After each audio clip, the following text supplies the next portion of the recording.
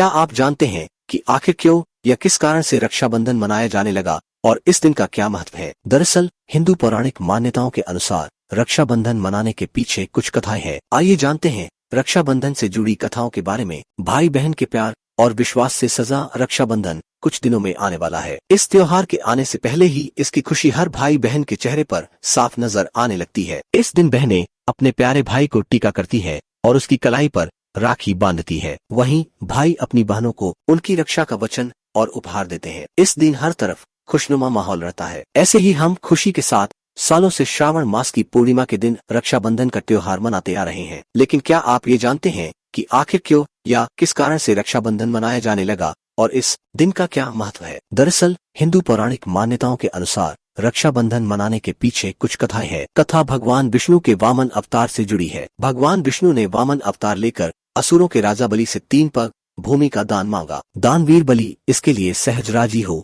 गया। वामन ने पहले ही पग में धरती नाप ली तो बलि समझ गया कि ये वामन स्वयं भगवान विष्णु ही है। बलि ने विनय से भगवान विष्णु को प्रणाम किया और अगला पग रखने के लिए अपने शिष्य को प्रस्तुत किया। विष्णु भगवान बलि पर प्रसन्न हुए और वरदान मांगने को कहा। असुर राज बलि ने वरदान में उनसे अपने द्वार पर ही खड़े रहने का वर मांग लिया। इस प्रकार भगवान विष्णु अपने ही वरदान में फंस गए। तब माता लक्ष्मी ने नारद मुनि की सलाह पर असुर राज बलि को राखी बांधी और उपहार के रूप में भगवान विष्णु को मांग लिया। पौराणिक मान्यताओं के अनुसार महाभारत में शिशुपाल के साथ युद्ध के दौरान श्री कृष्ण जी की तर्जनी उंगली कट गई थी। यह देखते ही द्रौपदी कृष्ण जी के पास दौड़कर पहुंची और अपनी साड़ी से एक टुकड़ा फाड़कर उनकी उंगली पर पट्टी बांध दी। इस दिन श्रावण पूर्णिमा थी। इसके बदले में कृष्ण जी ने चीरहरण के समय द्रौपदी की रक्षा की थी। भविष्य पुराण के अनुसार सालों से असुरों के राजा बलि के साथ इंद्रदेव का युद्ध चल रहा था। इसका समाधान मांगने इंद्र की पत्नी सची विष्णु जी के पास गई। तब विष्णु जी ने उन्हें एक धागा